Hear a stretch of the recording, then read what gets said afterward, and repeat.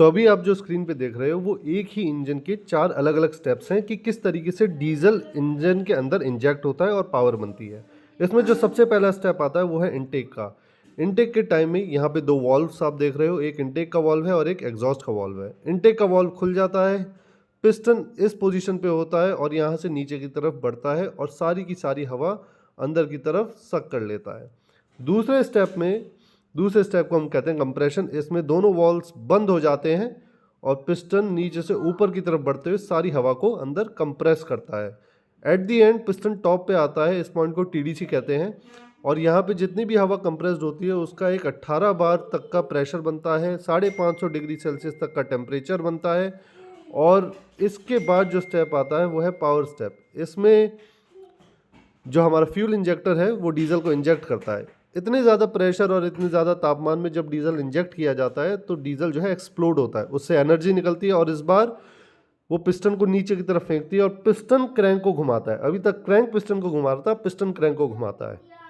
चौथा और जो आखिरी स्टेप है वो है एग्जॉस्ट स्ट्रोक। इसमें हमारा एग्जॉस्ट का वॉल्व खुल जाता है और पिस्टन नीचे से ऊपर की तरफ बढ़ते हुए सारी एग्जॉस्ट गैस को बाहर साइलेंसर की तरफ निकाल देता है।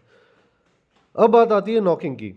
नॉकिंग कब पैदा होती है? नॉकिंग तब पैदा होती है जब ये डीजल का जो इंजेक्शन है ये गलत समय पे हो। जब हमारा पिस्टन टीडीसी पे हो तभी ये इंजेक्ट होना चाहिए, लेकिन अगर उससे थोड़ी देर पहले या थोड़ी देर बाद में इंजेक्ट हो तो टक टक टक की आवाज़ आने लगती है।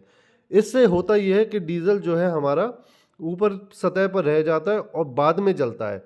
पिस्टन के ऊपर डीजल जमने से और फिर जलने से पिस्टन को हानि पहुंचती है, पिस्टन हमारा गलने भी लग जाता है। पिस्टन साइड में यहाँ जो स्लीव में ये चल रहा है यहाँ पे भी वो पकड़ कर लेता है, जाम हो जाता है, पिस्टन सीज जैसे कहते हैं, पिस्टन मेल्ट हो जाना, पिस्टन पिघल जाना, ये सारी चीज़ें हो जाती हैं। धीरे धीरे समय के साथ ये बढ़ता रहता है। अगर आपने नॉकिंग को इग्नोर किया तो ये सारी चीज़ें आपके इंजन के अंदर होती है। अब दूसरी बात आती है, एक नॉकिंग होती है हमारी सुबह सुबह की, कि केवल हमने गाड़ी स्टार्ट करी सुबह सुबह और टक टक टक की आवाज़ हमें सुनाई देती है, लेकिन बाकी पूरे दिन गाड़ी सही चलती है।